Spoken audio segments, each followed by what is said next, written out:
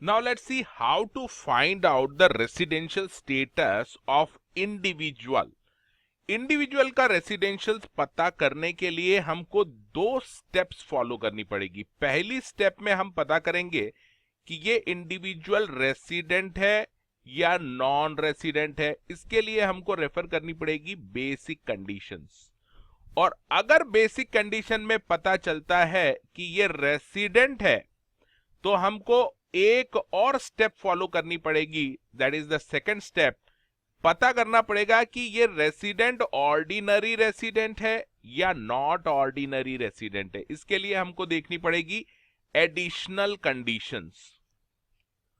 सबसे पहले हम देखेंगे बेसिक कंडीशन जो सेक्शन 6 में दे रखी है। इनफैक्ट सेक्शन 6 सब सेक्शन 1 में बेसिक कंडीशन दे रखी है to determine whether individual is a resident और नॉन रेसिडेंट।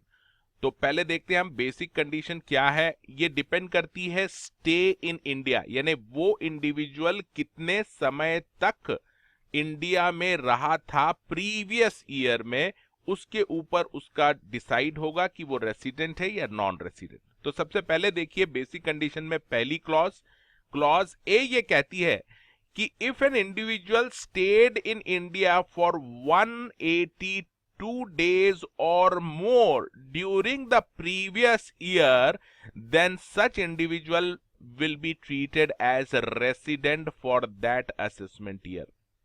दूसरा ये कहते हैं कि अगर कोई इंडिविजुअल 182 डेज नहीं था, उससे कम था, तो क्या वो रेसिडेंट हो सकता है? तो यस, इसमें हमको दूसरी कंडीशन देखनी पड़ेगी कि अगर वो इंडिविजुअल प्रीवियस ईयर में एटलीस्ट 60 डेज था इंडिया में during the previous year, and 60 दिन तो वो था प्रीवियस ईयर में, और साथ में 365 डेज वो था इंडिया में during the preceding 4 previous year, तो ऐसे केस में भी उस इंडिविजुअल को रेसिडेंट मान लिया जाएगा उस असेसमेंट ईयर के लिए।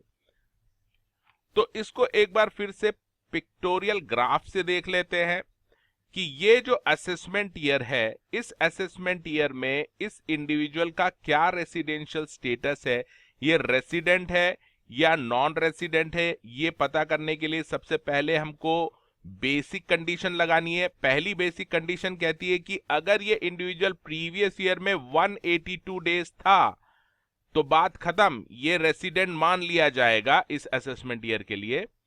अगर ये 182 डेज नहीं था प्रीवियस ईयर में, तो हमको दूसरी कंडीशन भी लगा के देखनी है।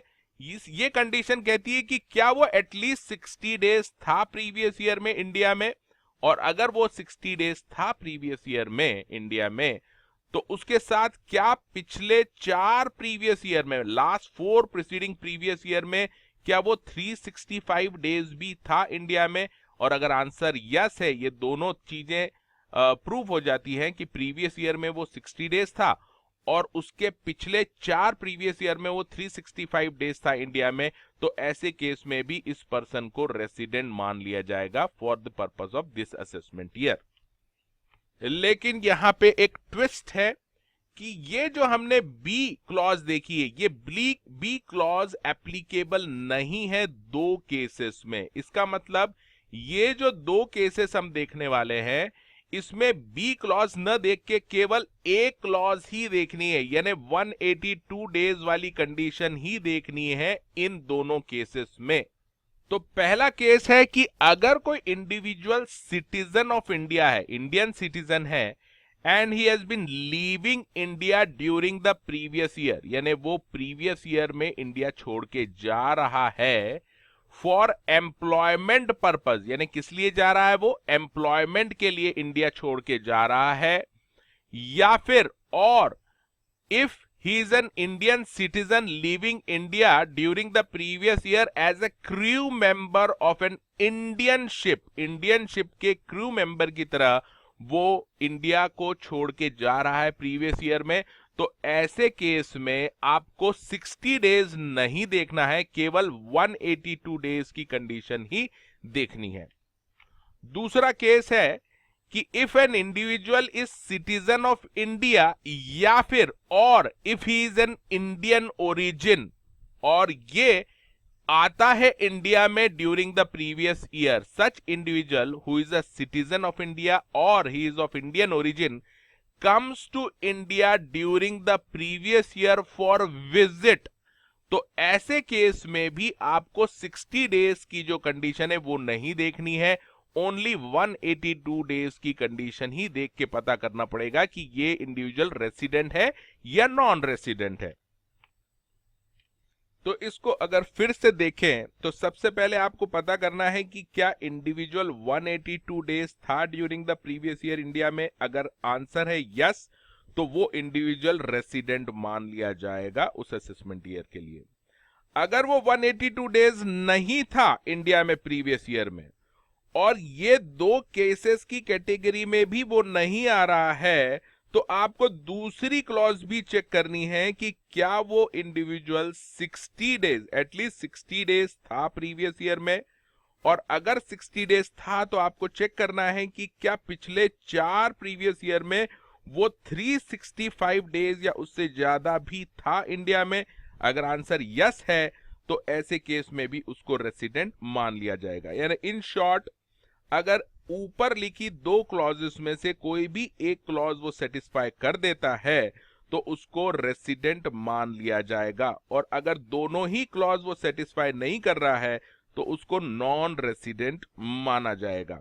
तो अगर ये कोई एक क्लॉज सेटिस्फाई कर देता है तो उसको रेसिडेंट मान लिया जाएगा, और रेसिडेंट अगर है तो आपको और एडिशनल कंडीशंस चेक करनी पड़ेगी ये पता करने के लिए कि ये रेसिडेंट ऑर्डिनरी रेसिडेंट है या नॉट ऑर्डिनरी रेसिडेंट। ये जो एडिशनल कंडीशंस दे रखी है ये दे रखी है सेक्शन 6 सब सेक्शन 6 में। तो if an individual is a resident then we have to apply these additional condition to check whether such individual is a ordinary resident or not ordinary resident। तो अब ये कंडीशन देखते हैं। ये दो condition है एडिशनल कंडीशन, इसको अपन ध्यान से देखते हैं। पहला ये कहता है कि if such resident individual is a resident in India for 2 out of 10 previous year, यानी 2 प्रीवियस ईयर में, पिछले 10 प्रीवियस ईयर में से एटलीस्ट 2 प्रीवियस ईयर में अगर वो रेसिडेंट हो, और दूसरा एंड लगाए, यानी दूसरी भी कंडीशन फॉलो करनी पड़ेगी। If he was present in India for 730 days or more during the preceding 7 previous year, तो ऐसे केस में इस रेसिडेंट इंडिविजुअल को हम ऑर्डिनरी रेसिडेंट मान लेंगे उस असेसमेंट ईयर के लिए। इसका मतलब बोथ कंडीशन अगर वो सेटिस्फाई कर देता है then such individual will be treated as ordinary resident. दोनों कंडीशन सेटिस्फाई करना पड़ेगी। तो वापस देख लेते दोनों कंडीशन क्या है। पहली कंडीशन है कि पिछले 10 प्रीवियस ईयर में, ये वाला प्रीवियस ईयर छोड़ के इसके पहले के 10 प्रीवियस ईयर में वो at least 2 times to previous year में वो रेसिडेंट था, और दूसरा प्रीसीडिंग 7 प्रीवियस ईयर में, पिछले 7 प्रीवियस ईयर में वो एटलीस्ट 730 डेज इंडिया में था। अगर ये दोनों कंडीशन सेटिस्फाई हो जाती है तो ऐसे रेसिडेंट इंडिविजुअल को हम बोलेंगे ऑर्डिनरी रेसिडेंट। अदरवाइज अगर एक भी कंडीशन सेटिस्फाई नहीं होती है इन दोनों में से तो वो माना जाएगा नॉट ऑर्डिनरी रेसिडेंट। अभी हमने देखा कि उसका इंडिया में जो स्टे था वो कितना था, इसी के ऊपर नॉर्मली डिपेंड करता है कि वो रेसिडेंट है या नॉन रेसिडेंट है। तो इसके लिए कुछ इंपॉर्टेंट पॉइंट्स है वो आपको ध्यान रखने हैं। यहां पे जो स्टे बोला है इंडिया में, stay means physical presence, physically वो प्रेजेंट होना चाहिए इंडिया में।